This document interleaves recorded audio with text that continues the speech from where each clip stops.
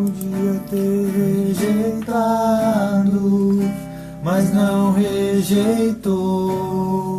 Então assim foi levado ao lugar de muita dor. Crucificaram, pegaram suas mãos, chicotearam, sangue caía no chão, mas ele não reclamou.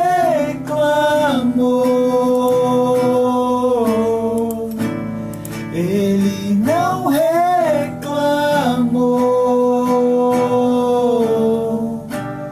Ele só perguntou,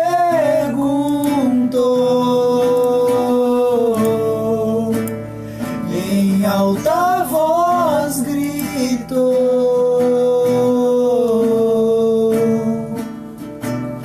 Eli, Eli, lama sabachthani. Deus meu, por que desamparastes teu filho? Eli, Eli, lama sabachthani. Deus meu, por que desamparastes teu filho?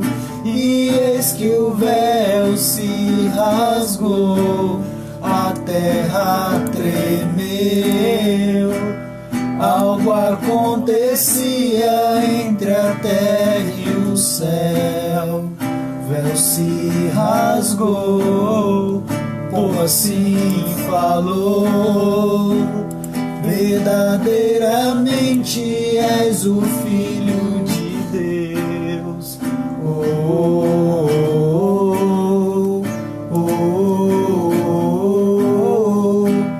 Verdadeiramente és o Filho, e eis que o véu se rasgou, a terra tremeu, algo acontecia entre a terra e o céu. O véu se rasgou, o povo assim falou: verdadeiramente és o Filho de Deus.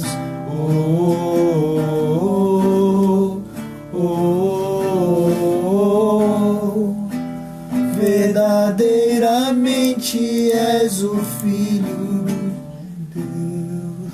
Aleluias, aleluia, Senhor.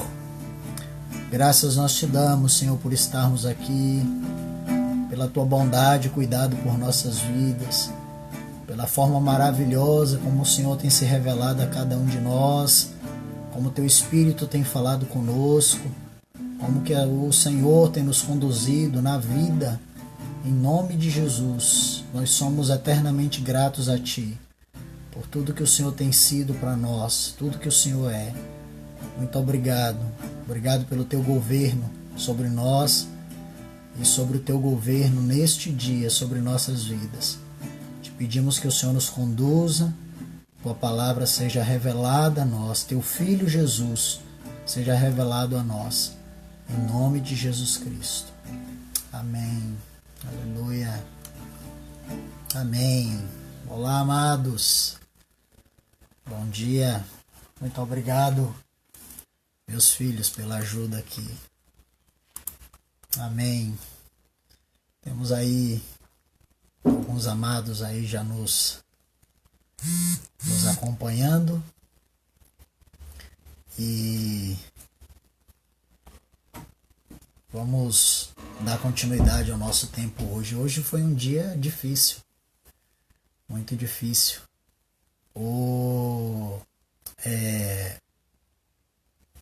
Na verdade, assim, como eu tinha falado na última live, eu comecei a responder algumas perguntas, mais de 20, e acho que eram 26, 28 perguntas, mais ou menos, que foram feitas das últimas lives que nós fizemos. E aí eu não consegui responder todas. Na verdade, na semana passada nós respondemos 7 apenas de todas aquelas que nós tínhamos recebido. E aí, durante a semana, eu fiquei de levantar, de responder outras para a gente poder trazer aqui já as respostas prontas.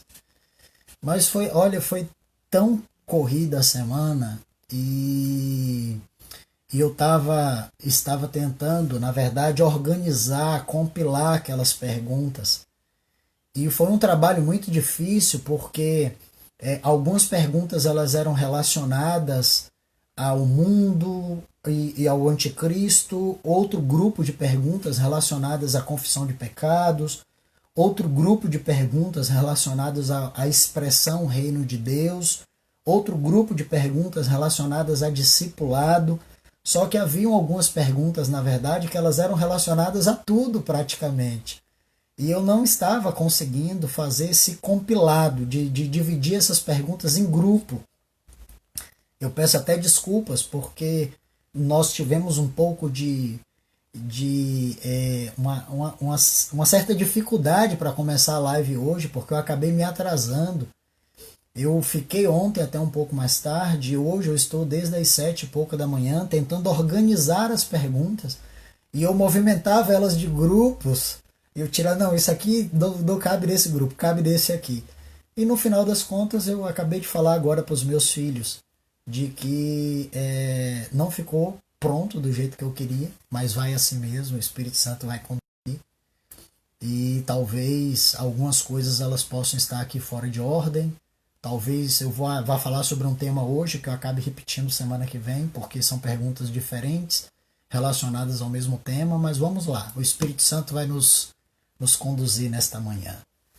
Então, um bom dia aqui para a turma de Cristalina, turma de Vinhedo, São Paulo, Guilherme e a família Ferreira, turma de Águas Lindas, já estão presentes aí também. E vamos então às perguntas de hoje, né? Ver se hoje eu consigo pelo menos responder um pouquinho mais.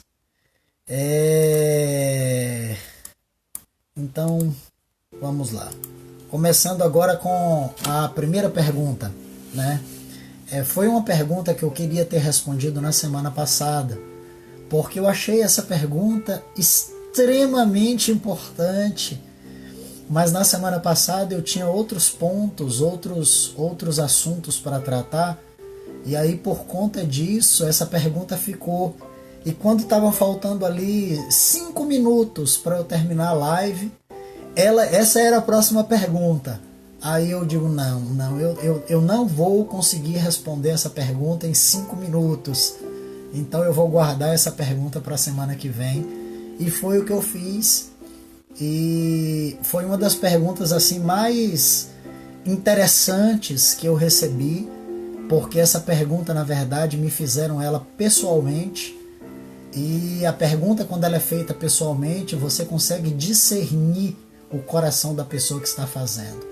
Porque o WhatsApp, e-mail, mensagens de texto, eles não conseguem captar a emoção, o timbre de voz, sabe?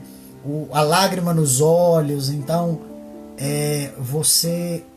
quando você é questionado pessoalmente, você consegue discernir o coração da pessoa que está lhe questionando. E eu consegui descobrir ali um desejo profundo, ardente, de entender.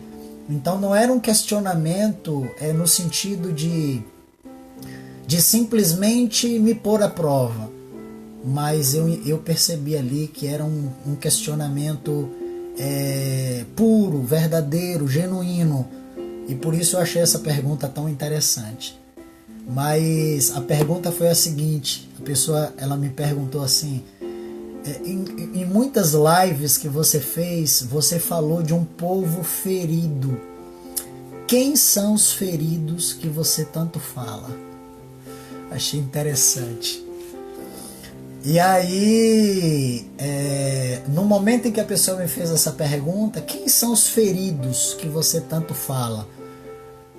Eu olhei para ela e eu discerni naquela conversa de que eu estava falando com o ferido. E aí eu falei para ela assim: você, é de você que eu falo. E no momento em que eu falei isso, a pessoa encheu os olhos de lágrimas, e eu vou explicar de quem são esses feridos que eu falo. Eu considero os feridos aqueles que estão cansados, sabe, sobrecarregados e que precisam ser pastoreados. Jesus fala isso a respeito dos feridos. A palavra fala que Jesus olha para a multidão e Jesus se compadece delas porque elas eram ovelhas sem pastor. Um ponto importante sobre essa expressão é de que Jesus olha para a multidão e não diz que eles eram bodes, não diz que eles eram pessoas rebeldes, diz que eles eram ovelhas. As pessoas que estavam ali e que elas estavam cansadas e sobrecarregadas, elas eram ovelhas.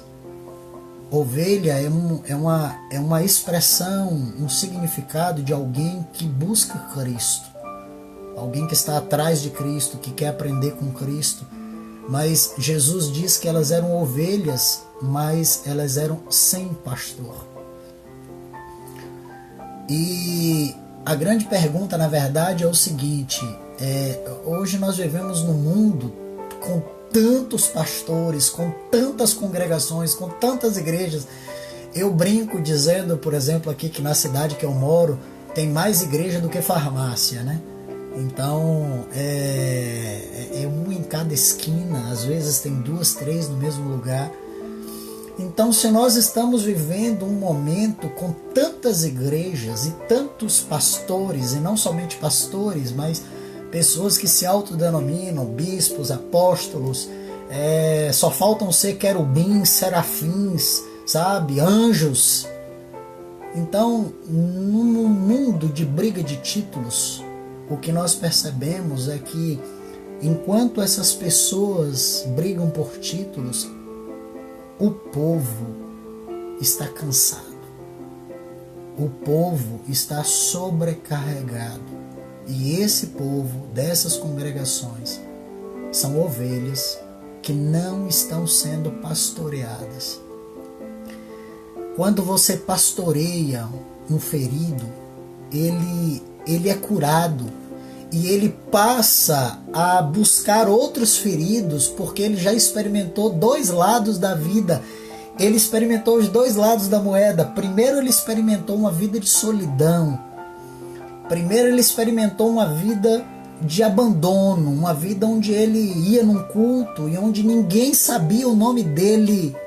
Eu conheço irmãos que vão em cultos e o pastor não sabe o nome, porque chama ele, sabe como? De irmão. É o irmão Paulo, é a irmã Joana, é o irmão fulano. Só que é só irmão. Ô irmão, ô irmão, ô irmã, oi, paz do Senhor. Mas ninguém sabe das feridas que você passa, das tristezas que você tem, das pedras que você tropeça, dos percalços que tem na sua vida, das tristezas, das angústias, das lamúrias, das dificuldades. Ninguém se põe junto com você para dividir a carga, o peso, para lhe ajudar naqueles momentos de dificuldade. Ninguém consegue se alegrar com sua alegria e ninguém consegue passar o caminho difícil junto com você. Então, se você adoece, muitas vezes as pessoas nem percebem. Se você passa 2, 3 semanas sem ir nesses lugares, as pessoas não notam. Sabe por quê? Porque é tanta gente, é tanta ovelha perdida, desgarrada. E Jesus olhou para essas pessoas. Jesus olhou para elas e Jesus se compadeceu delas. Na live passada eu falei aqui sobre que eu fui incluído na oração de Jesus, porque Jesus diz assim: eu não oro somente por esses, mas oro por todos os outros que estão vindo depois. Então, amados, eu consigo enxergar você. Eu consigo enxergar você na angústia de Jesus, de olhar para aquela multidão e ver um povo perdido sem pastor. Um povo que não tinha mão sobre ele, não tinha um cuidado, um abraço, não tinha. E a palavra fala que Jesus se compadeceu. Compadeceu. Amado, a palavra compadecer, ela é uma junção de duas palavras. Com é junto e padecer é morrer. Aquelas ovelhas estavam morrendo e Jesus sofre morrendo junto com elas. Jesus olha para elas e diz assim: elas estão morrendo e eu estou morrendo só de olhar para elas. Isso é compadecer. Padecer é morte e com é junto. Jesus, o coração de Jesus sangrou por aquelas pessoas. O coração de Jesus sofreu por ver pessoas que não eram amadas, ver pessoas que não eram cuidadas, ver pessoas que não eram protegidas, ver pessoas que não eram pastoreadas. Enquanto homens brigavam por títulos, enquanto homens brigavam, lembram da história do cego Bartimeu? A disputa que havia para ver quem sabia a lei. A briga entre os escribas e fariseus para ver quem era o maior. E o homem sofrendo. É o que nós vemos hoje, amados. Uma disputa por ver quem é o maior no reino. Enquanto isso, as ovelhas padecem, as ovelhas sofrem. E as igrejas estão cheias disso, cheias de gente sofrendo, cheias de pessoas feridas. Eu não estou falando do mundo, porque o mundo, as pessoas estão lá sendo machucadas porque elas escolheram o mundo e nós temos que ir lá para resgatá-las. Eu estou falando da igreja. Quando eu falo dos feridos, eu estou falando daqueles que estão no reino. São as ovelhas perdidas, amados, da casa de Israel. Aqueles que vão no culto, mas não são abraçados. Aqueles que não são amados. São desses que eu estou falando. Tem um texto que me encanta, que é 2 Coríntios, capítulo 1, versos 3 e 4. Eu queria que vocês me acompanhassem nesse texto. 2 Coríntios, capítulo 1, verso 3 e 4. Como sempre, eu estava hoje dizendo para minha esposa, nós estávamos sentados tomando café, e eu estava dizendo para ela que eu sou apaixonado pela Bíblia. E a gente conversando ali na mesa. E eu falei para ela: amor, eu até me emociono de dizer isso, mas eu amo a palavra de Deus. Eu amo a palavra de Deus. Com a paixão, sabe? Porque você olha na palavra e você consegue descobrir coisas do amor de Deus, do cuidado de Deus, do governo de Deus, da soberania de Deus, que são maravilhosas e que não são apenas escritos, mas é vida, é vida. E eu estava conversando com minha esposa nessa manhã sobre isso, o quanto que eu sou apaixonado pela palavra. Mas 2 Coríntios capítulo 1, versículo 3 e 4, vocês vão entender por que eu disse isso. O texto diz assim: bendito seja o Deus e Pai de nosso Senhor Jesus Cristo, Pai das misericórdias e Deus de toda a consolação. Amado, toda a consolação está em Deus. Toda. Não há consolação fora dele. Ok? Quando eu chego num pé de goiaba e eu arranco todas as goiabas, e alguém chega para mim e diz assim: eu vou lá pegar a goiaba, eu vou dizer: não adianta você ir, porque todas as goiabas eu tirei. Tá? Significa que você não vai achar nada, porque tudo que tinha lá eu tenho. Então é isso que Deus está dizendo aqui. O Paulo está dizendo: bendito seja o Deus e Pai de nosso Senhor Jesus Cristo, Pai das misericórdias e Deus de toda consolação. Não há consolação fora de Deus. E ele continua dizendo que nos consola em toda a nossa tribulação, para que também possamos consolar os que estiverem em alguma tribulação, pela consolação com que nós mesmos somos consolados por Deus. Aqui aparecem duas palavras, amados. Duas. Que são fantásticas. Fantásticas. Uma é paraklesis e a outra é parakaleo. São duas palavras muito próximas. Mas quando ele fala ali ele diz que Deus é o Deus de toda a consolação. A palavra que aparece ali é paraklesis. Ela foi traduzida por consolação. Já a palavra que aparece para consolo, ela é parakaleo. E qual é a diferença entre paraklesis e parakaleo? É porque, na verdade, o paraklesis, amado, ele está relacionado a Deus. Quando fala que ele é o Deus de toda consolação, porque paraklesis significa se aproximar para ajudar, se aproximar para exortar, se aproximar para admoestar, se aproximar para encorajar, com consolo, com conforto.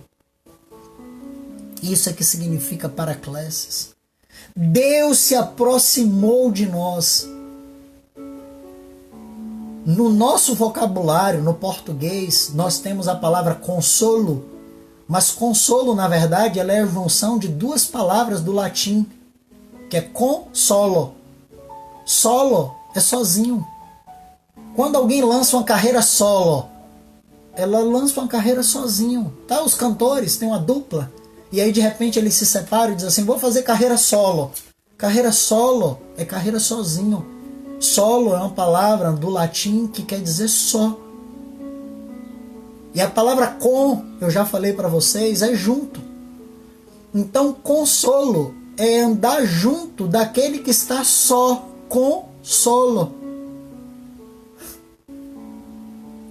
E aí Deus, ele é o nosso paraklesis, ele é a nossa consolação, porque ele se aproxima de nós.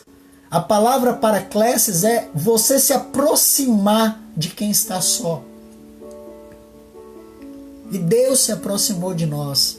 Por isso que ele é o Deus de toda consolação. Salmo capítulo 68, versículo 7, 8, se eu não me engano. Ele diz que Deus é o único Deus que faz com que o homem solitário more no meio de uma família. São desses feridos que eu estou falando, amado.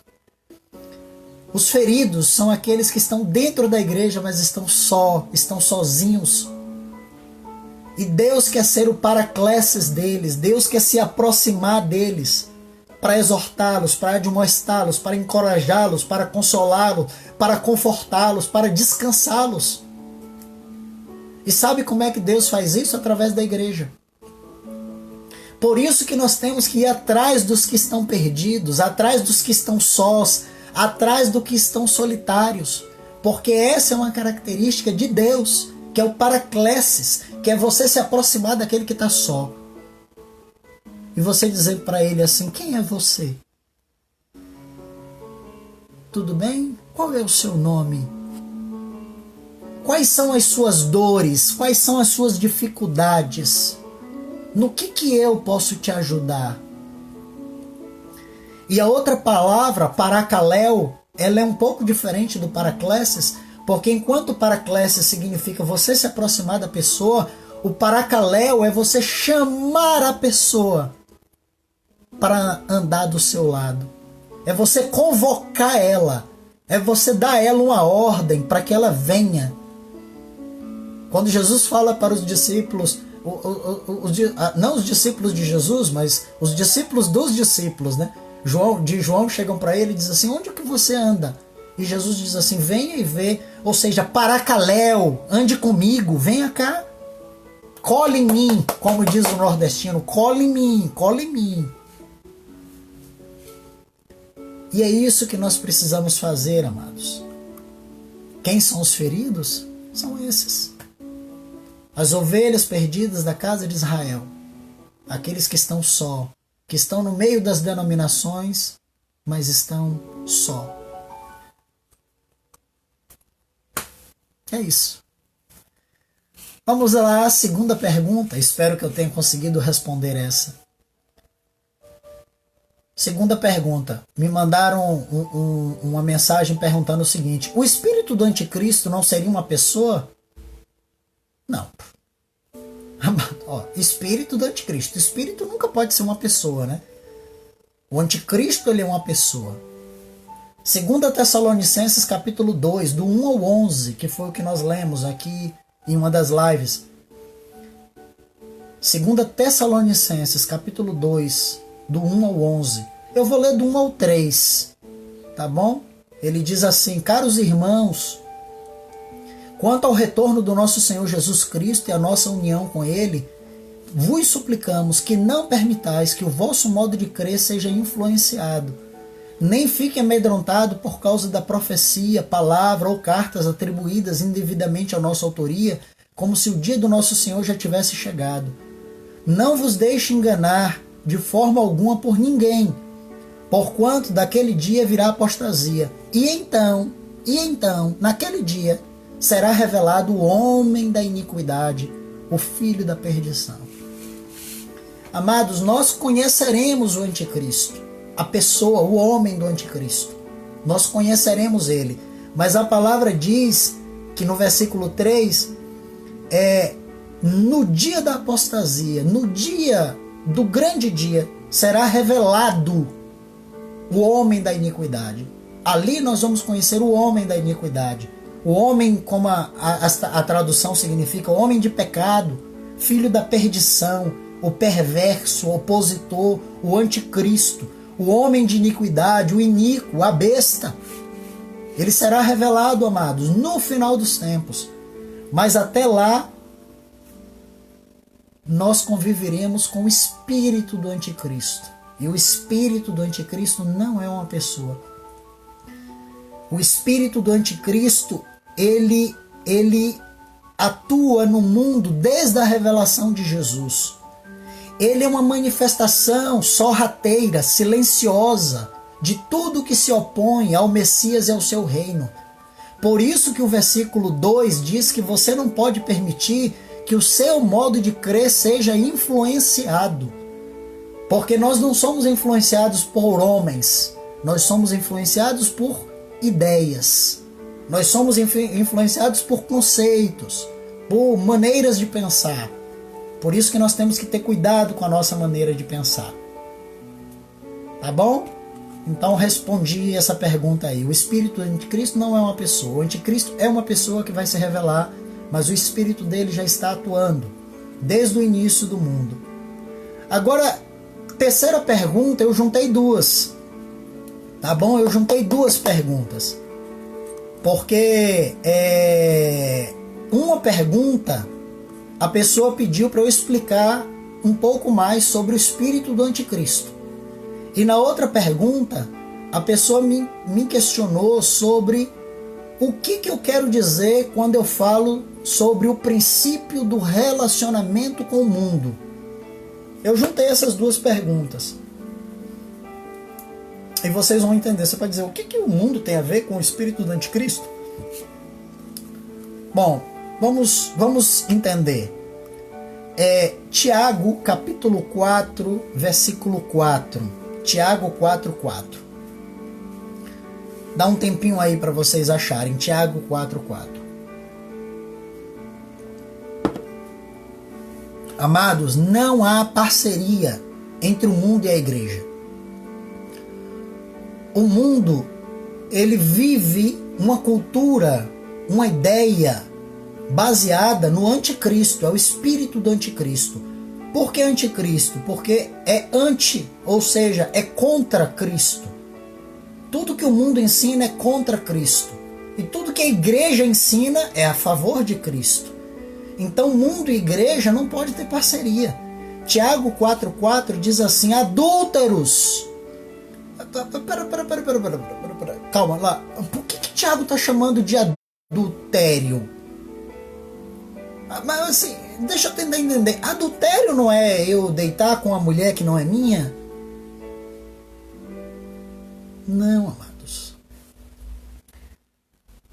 O princípio do adultério é eu misturar uma coisa estranha naquilo que é puro. Isso é o princípio do adultério. Quando você adultera leite, por exemplo, aí você pega leite, o leite puro, e você põe o que dentro? Água. Aí você adulterou o leite, ou seja, você misturou o leite com algo que era estranho ao leite, que é a água. Quando você adultera a gasolina, como é que você faz? Você pega a gasolina e você mistura a gasolina. Você põe álcool no meio da gasolina. Você põe etanol no meio da gasolina. Você põe outros componentes no meio da gasolina para ela render mais. Esse é o princípio do adultério.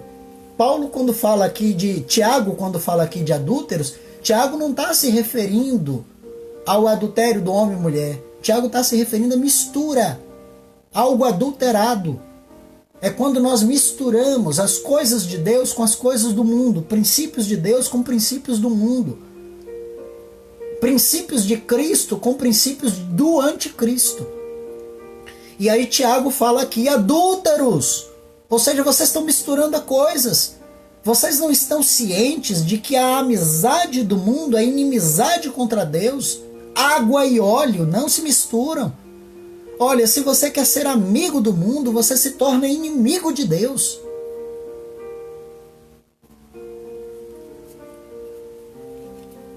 Amados, e aqui eu vou trazer duas palavrinhas que aparecem ali. Uma é amigo e a outra é inimigo. A palavra que aparece ali para inimigo, eu vou pôr aí para vocês, é chítiros.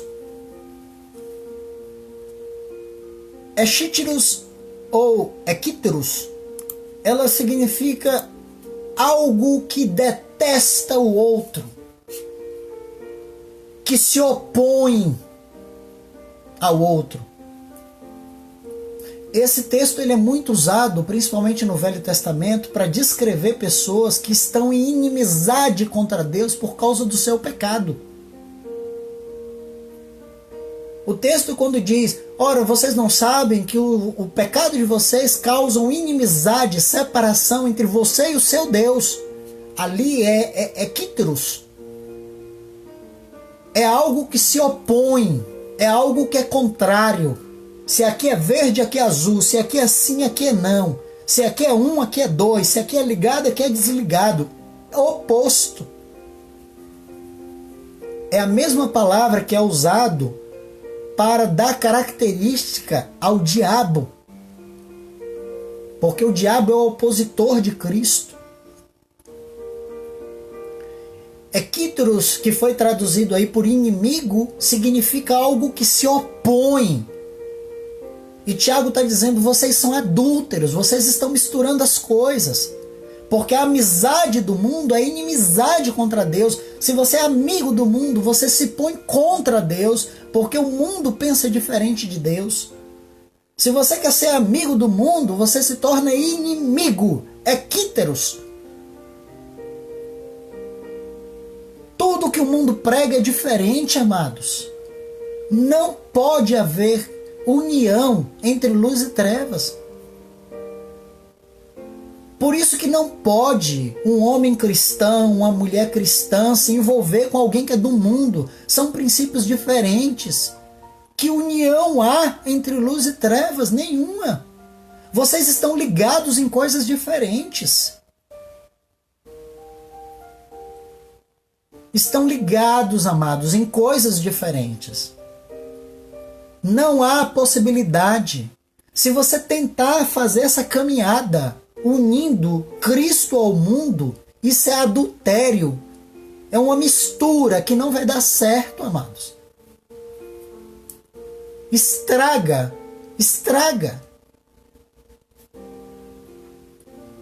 O equíteros é esse princípio. Não é apenas um princípio de inimizade, como a gente acha.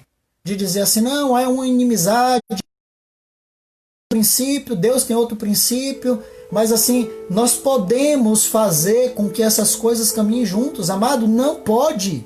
Não pode. A amizade do mundo, ela se torna inimizade de Deus. Não pode, porque são princípios diferentes.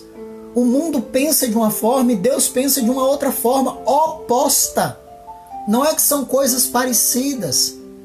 São coisas opostas, são princípios opostos. Um puxa para lá, outro puxa para cá. É isso que nós precisamos entender. Quem se põe como amigo das coisas do mundo se põe como opositor das coisas de Cristo. Porque o princípio do mundo é um princípio do anticristo, que é tudo contra Cristo, contra as coisas celestiais, contra as coisas eternas. E é interessante que a palavra que aparece ali para amigos, ela poderia ser, por exemplo, agapau, que é um nível de amizade profunda, mas não é. A palavra que aparece ali para amigo é philos. E philos, ele tem uma característica interessante, a tradução dessa palavra, porque o philos, ele é a mesma palavra que é usado para o melhor amigo. Ou o amigo do noivo. O noivo, quando ele ia casar, ele tinha vários amigos. Todo mundo tem os seus vários amigos. Mas o noivo, ele escolhia o melhor amigo. Esse melhor amigo era o que ia representá-lo diante da noiva e da família da noiva, até o dia do casamento. Para que o noivo não tivesse contato com a noiva, para que o noivo não visse a noiva, para que eles não tivessem esse contato antes. Então o noivo escolhia o philos, que era o melhor amigo, era o que ia representá-lo. E este homem, este philos, era o que ia prestar os serviços da realização do casamento, da celebração das núpcias. Era ele que ia dizer qual era a vontade do noivo. Ele representava a vontade do noivo. Então o noivo chamava o philos, que era o melhor amigo, e dizia para ele como era que ele queria. Ele dizia: olha, eu quero que seja assim, eu quero que seja assim, eu quero que as coisas aconteçam desse jeito, eu quero que você fale isso para os pais dela, eu gostaria que ela entrasse dessa forma, eu gostaria que as coisas acontecessem assim.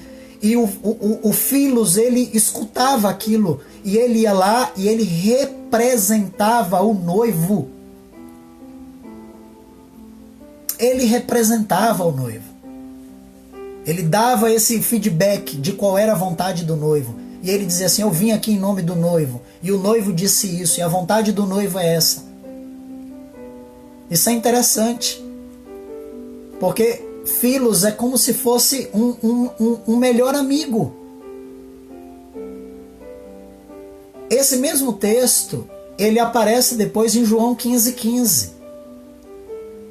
Que eu preguei sobre isso aqui na live passada. Que Jesus diz assim: eu já não vos chamo servos, porque o servo não sabe o que faz o seu senhor, mas eu vos tenho chamado philos, porque tudo que eu ouvi do meu Pai, eu compartilhei com vocês. Ou seja, eu falei para vocês: eu sou o noivo, eu sou o noivo. E eu disse para vocês o que eu quero da noiva. Eu disse para vocês quais são os meus planos. Eu contei para vocês quais são os meus projetos. Eu contei o que eu quero, da forma que eu quero. Isso não é dado para qualquer um, amado. Isso é dado para os amigos, para os mais próximos, para os que vão representar o noivo. E é interessante que João Batista, né? Eu estava até conversando isso com minha esposa, que todo mundo menciona o João evangelista, né? Ou melhor, o João discípulo de Jesus. Diz assim, João era o discípulo amado. João era o discípulo amado. João era o melhor amigo de Jesus. Amados, eu imagino que o melhor amigo de Jesus era o João Batista. Por dois motivos. Primeiro, porque eles eram parentes, tá? Tinham idades parecidas, devem ter tido ali possivelmente uma infância juntos, brincaram juntos muitas vezes, sabe? Mas João, depois quando ele vai para o deserto, João fala uma coisa interessante. João diz assim, o que tem a noiva é o noivo, mas eu sou o filhos, eu sou o amigo do noivo, eu escuto ele, eu sirvo ele, e eu me alegro só de ouvir a voz dele. Portanto, eu estou feliz, eu estou satisfeito, apenas dele ter contado para mim qual é a vontade dele. Essa alegria, essa satisfação, ela se cumpriu em mim, porque eu sou o filhos, eu sou o amigo do noivo. Olha, eu não sei qual é o seu grau de amizade com o noivo, mas eu sou o amigo dele. E tudo que está acontecendo aqui, ele contou para mim. 1 Pedro, capítulo 5, versículo 8, ele fala o seguinte, sejam sóbrios. Ser sóbrio é você perceber as mínimas coisas. Sejam sóbrios e vigilantes, porque o diabo, que é o vosso adversário, aquele que se opõe, aquele que vai se contra, ele anda ao redor, ao derredor como um leão, rugindo, procurando quem possa devorar. Mas ele diz, resisti-lhes. A palavra que aparece ali para resistir-lhes, amado, é se oponha, se coloque contra.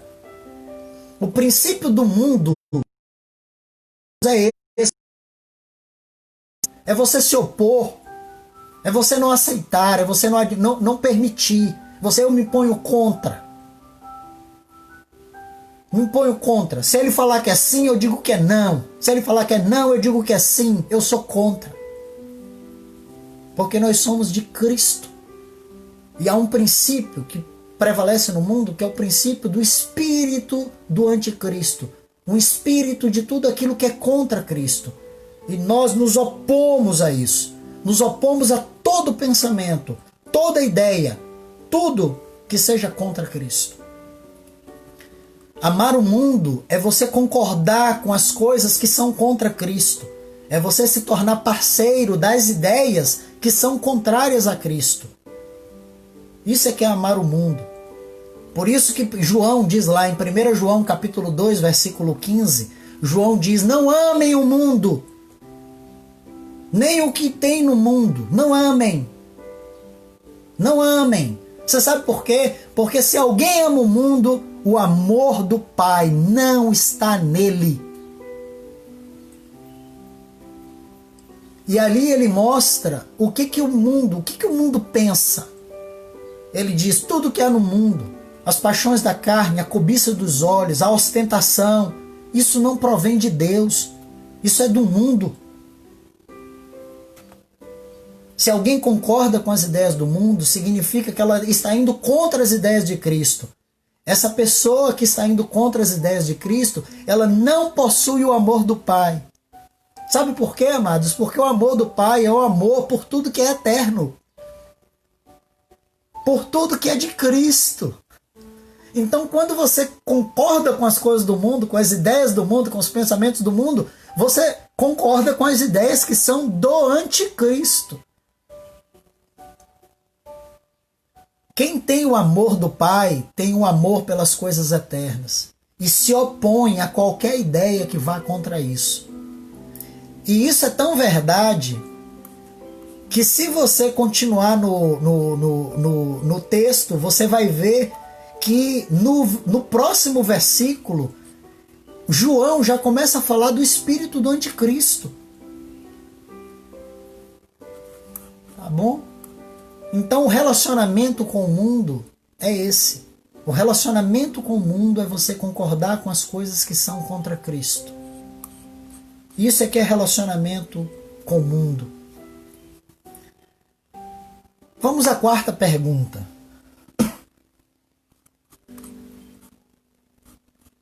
Quarta pergunta também é uma pergunta interessante, porque a pessoa que me fez também pessoalmente.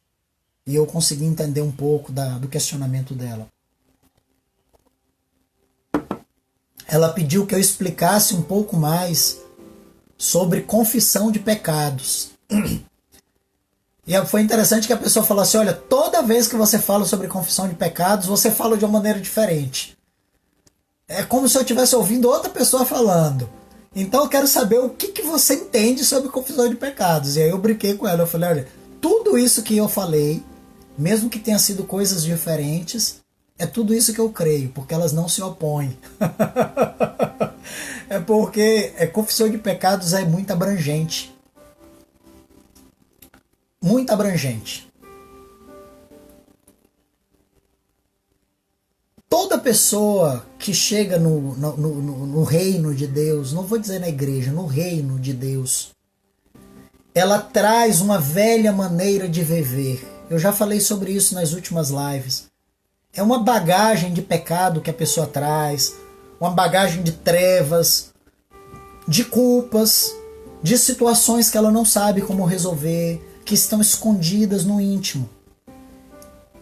E essas situações, elas precisam ser trazidas à tona. O que eu creio sobre confissão de pecados é algo muito profundo. Muito profundo. Porque eu falo de profundo, de profundidade, porque Jesus usa essa expressão. Jesus fala sobre a construção da casa e Jesus usa a expressão de cavar profunda vala. E eu entendo que essa profunda vala é você ir em coisas que estão escondidas, amados. Coisas que estão lá embaixo que ninguém sabe. Fazem parte do subterrâneo da sua vida. E isso significa cavar profunda vala. Primeiro, já vou trazendo uma explicação que eu nunca trouxe. Talvez por isso que a pessoa disse que toda vez que eu falo sobre isso, eu falo diferente. Mas existem vários tipos de pecados, de categorias de pecados, vamos dizer assim, né? De formas de pecado. Tem um pecado público, tem um pecado escondido. Você tem um pecado individual, você tem um pecado de grupo. Você tem um pecado de menor consequência, você tem um pecado grosseiro. Você tem um pecado antigo, você tem um pecado recente. Você tem um pecado contra o Criador e um pecado contra a criação. Você tem um pecado contra a família e pecado contra a igreja, que é a família de Deus. Você tem um pecado consciente, um pecado inconsciente. Um pecado novo e um pecado que é repetido, já é velho conhecido seu, já são até parceirões. Então existem várias facetas do pecado. Agora eu queria começar lendo 1 João capítulo 1, versículo 9, que é um texto conhecido, eu sempre cito esse texto.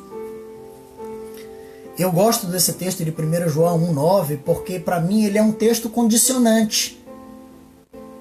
Tá? Ele é um texto condicionante. Ele diz assim, amados, se confessarmos os nossos pecados, Ele é fiel e justo para nos perdoar os pecados e nos purificar de toda injustiça. Então, purificação e perdão estão relacionados à confissão. A palavra diz, se confessarmos os nossos pecados, Ele é fiel e justo para nos perdoar e nos purificar. Então, perdão e purificação está condicionado à confissão de pecado. Baseado nisso, eu tenho afirmado o seguinte: não existe perdão para pecado não confessado. Não existe perdão para um pecado que não foi vomitado, posto para fora. E aí eu queria aqui responder algumas perguntas que estão dentro disso. Outras pessoas fizeram perguntas e eu vou trazer aqui. Primeira pergunta que uma pessoa me fez, um irmão em Cristo, eu acho que muito constrangido por algumas situações que deu para perceber que precisavam ser confessadas e que ele não tinha coragem. A pergunta dele foi o seguinte: Cristo satisfez toda a justiça divina e tornou possível o perdão. Sendo assim, a confissão é necessária? Já que Cristo perdoou todos os pecados, qual a necessidade da confissão? Qual a necessidade de eu trazer à tona, de eu publicizar uma coisa que Cristo já perdoou?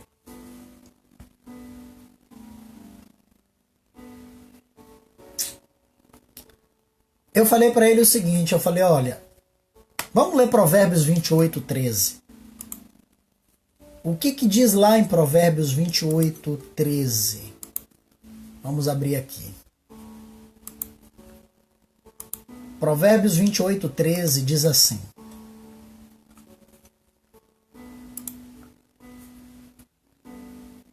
o que esconde os seus pecados jamais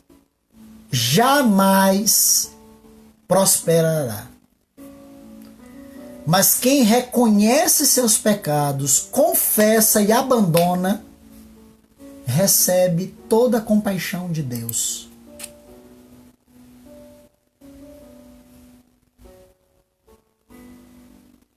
O que esconde o seu pecado, amado, jamais prosperará. Mas aquele que reconhece, confessa e abandona, esse recebe toda a compaixão de Deus, toda a misericórdia de Deus. Aqui você percebe que a questão não é se Deus perdoou o pecado, se Deus não perdoou o pecado. A questão é uma necessidade de uma confissão. Mesmo os pecados do passado, que Deus já perdoou. Mas nós não estamos falando apenas de perdão, amados. Nós estamos falando de cura. Cura. O perdão de Deus significa que Deus não vai mais cobrar aquilo de você. Mas não é só o perdão. Qual é o objetivo da confissão? Tiago, capítulo 5, versículo 16, ele diz que nós temos que confessar os nossos pecados a quem? A quem? O que está escrito em Tiago 5,16? Alguns que dizem assim, não, a confissão do meu pecado é a Deus. Né? A confissão do meu pecado é somente a Deus. Eu costumo dizer o seguinte, olha, se você quer guardar o seu pecado para você, a Deus. Tiago 5,16 diz, confessai os vossos pecados uns aos outros e orai uns pelos outros. Para quê, amados? Não é somente para receber perdão, é para ser curado. O pecado, ele tem 5 motivos para ser confessado. 5. E nós encontramos na Bíblia, encontramos em vários textos, 5 motivos para você confessar os seus pecados. Pecados que já foram até perdoados, mas que precisam ser confessados. Precisam ser trazidos à tona. Precisa que a patrola de Deus, olha, arranque isso. Cave profunda vala e comece a trazer para fora toda sorte de sujeira, tudo que esteja lá oculto, escondido. Primeiro é para ser curado. Confissão do pecado traz cura. Não é só perdão. Segundo motivo é perdão. Primeiro motivo é cura. Cura interior, cura da alma, cura da mente, cura do corpo físico, porque muitos pecados acabam trazendo doenças. Davi fala a respeito disso. Davi diz nos Salmos que enquanto ele escondeu o pecado, os ossos dele doeram. Então, primeiro motivo é para trazer cura. Segundo motivo é para trazer perdão. Terceiro motivo é para tirar da mão de Satanás toda a oportunidade que você passou para ele. Áreas ocultas. E que Satanás ele vai utilizar isso para entrar na vida, para atrapalhar a vida. Nós precisamos fechar as brechas, tampar os muros como um bom Neemias e tomar da mão de Satanás aquilo que ele tinha de vantagem, de saber de uma coisa que estava escondida. Quarto motivo é para a gente poder crescer na edificação de vidas. Porque eu não consigo crescer, cuidar de pessoas, cuidar de vidas, construir um edifício se eu não tiver profunda vala cavada com alicerces firmes. E o último motivo é para tirar de nós o peso da culpa. Limpar a nossa consciência, limpar o coração, que é para a gente não ser mais acusado daquilo, a nossa mente não nos acusar, Satanás não nos acusar. Isso é muito importante, amados. Muito importante. Eu estava compartilhando esse texto com um irmão, um pastor de fora, e ele me fez uma contribuição muito importante. Ele diz o seguinte, que no Salmo 32, ele consegue ver ali dois Davi. Se você for ler o Salmo 32, e realmente eu vi ali dois homens. Um homem com pecado oculto e depois um homem com pecado confessado. E no Salmo 32, Davi, ele se divide entre esconder o pecado e confessar o pecado. No versículo 3, ele diz que enquanto ele escondia o pecado, ele tinha constantes gemidos todo o dia. Mas no versículo 7, ele diz que depois que ele confessou, ele tinha alegres cantos de livramento. No versículo 4, Davi dizia que enquanto ele estava em pecado, o peso da mão do Senhor vinha sobre ele dia e noite. Mas no versículo 5 ele fala que ele se sente um homem perdoado. No versículo 4 ele fala que enquanto ele estava em pecado ele tinha perda do vigor. E depois ele fala que ele era um homem bem-aventurado, porque o pecado dele havia sido descoberto e perdoado pelo Senhor. Eu nunca tinha olhado o Salmo 32 com esses olhos, de você ver ali dois homens, o mesmo Davi, em duas posições diferentes. Um homem com pecado escondido e um homem com pecado confessado. E você começa a perceber ali que parece que são pessoas completamente diferentes, e são. Porque a confissão do pecado, ela nos torna um novo homem. E você se sente completamente diferente. E uma última pergunta que me fizeram ainda relacionada à confissão do pecado, que eu achei interessante, a pessoa citou o caso de Natã e Davi, que Natã repreendeu Davi. Natã relatou para Davi a necessidade de Davi confessar, falou sobre a gravidade do pecado, e Davi diz: pequei contra o Senhor. E logo depois, Natã dá a Davi a certeza do perdão, que está lá em 2 Samuel 12:13. Natan diz a Davi: também o Senhor te perdoou o pecado. O Senhor perdoou o pecado. Mas logo depois disso, Davi, mesmo com o pecado perdoado, Davi perdeu o filho, que era fruto do adultério dele. E Davi ainda suportou várias tribulações ligadas a essa transgressão. O incesto de Aminon, os crimes de Absalão. E esse irmão me perguntou o seguinte: qual a diferença entre castigo e disciplina? Achei interessante isso. Amados, castigo é uma pena que você aplica ao culpado. E quando o pecado está oculto, Deus castiga. Porque é a pena que é aplicado ao culpado. A partir do momento que você confessa o pecado, não está mais cumprindo o castigo. Porque o pecado está confessado. O pecado foi perdoado. Deus desiste da punição, porque o pecado foi perdoado.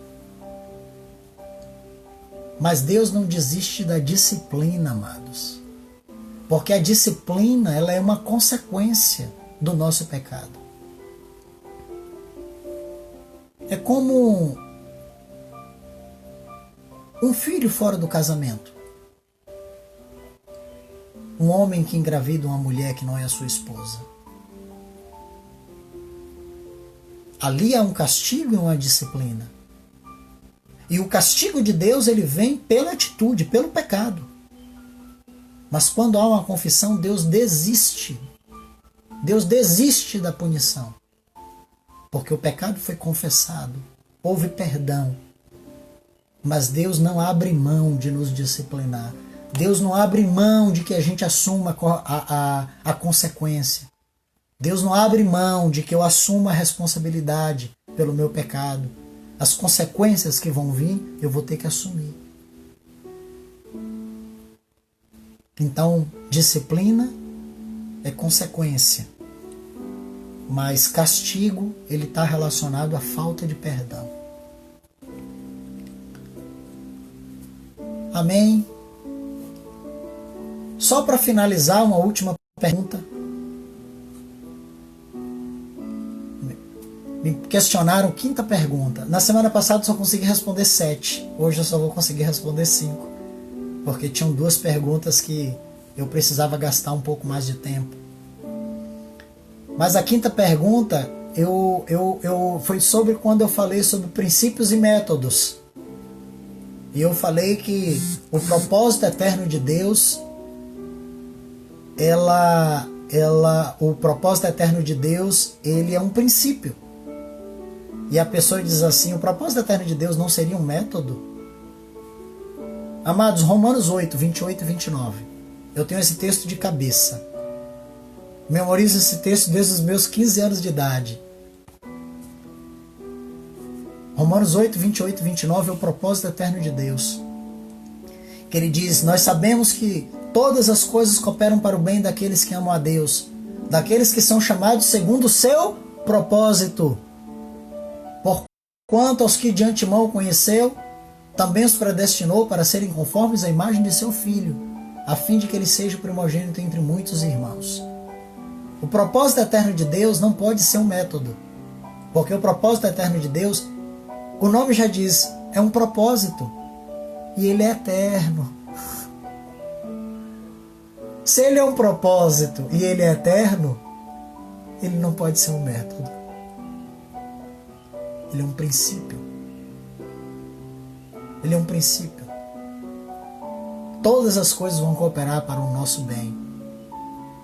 Porque nós fomos chamados segundo um propósito. E qual era o propósito de Deus? De que todos nós nos pareçamos com Jesus. E que Ele seja o primogênito, o primeiro, o filho mais velho entre muitos irmãos. Então, ninguém pode trabalhar fora do propósito eterno de Deus. E se você quer cooperar com Deus, Você tem que trabalhar em função disso.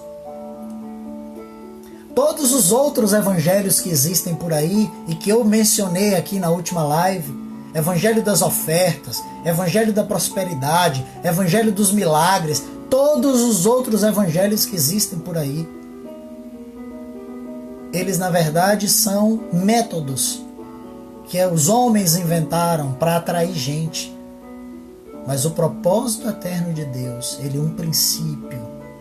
Ele é o propósito que está no coração de Deus. É aquilo que Deus determinou antes da fundação do mundo, que é ter uma família de muitos filhos semelhantes a Jesus. Unidade, quantidade e qualidade. E nós não podemos trabalhar fora desse propósito. Nós não podemos encher o salão de gente.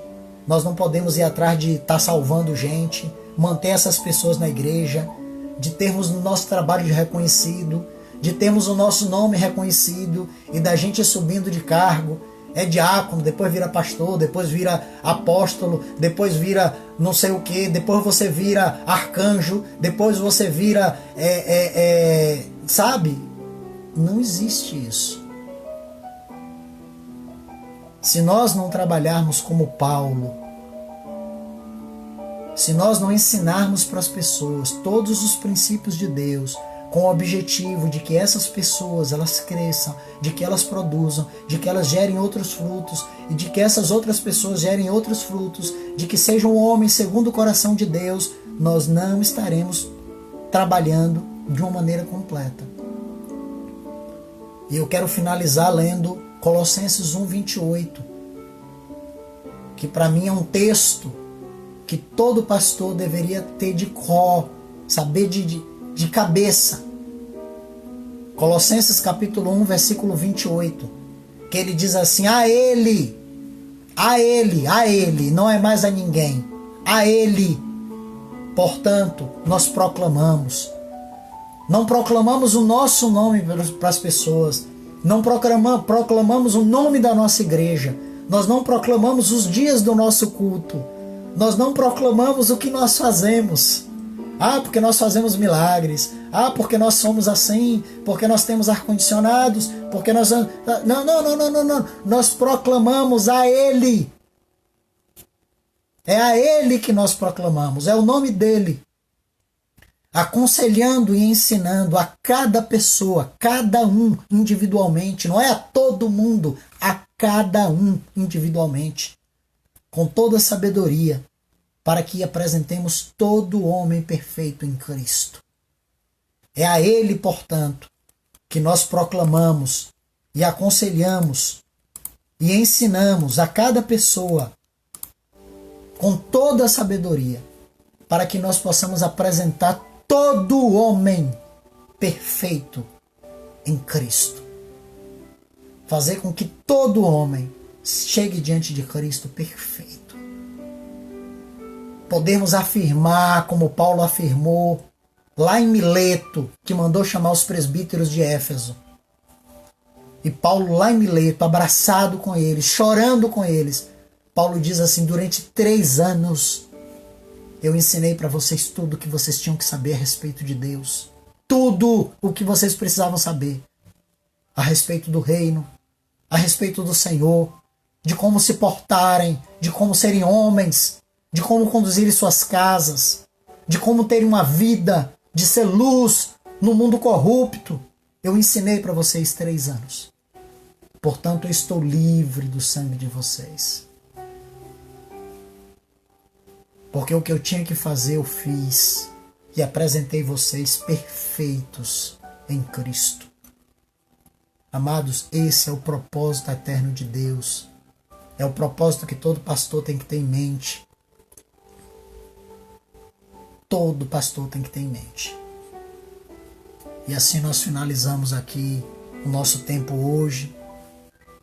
E semana que vem, se o Senhor assim nos permitir e nos der vida, nós estaremos aqui para responder as demais perguntas. Caso contrário, o Senhor colocará outro em meu lugar, para que o reino dele seja anunciado e para que a palavra dele seja conhecida. Que o Senhor conduza, abençoe a vida de cada um. Boa semana. Beijo no coração.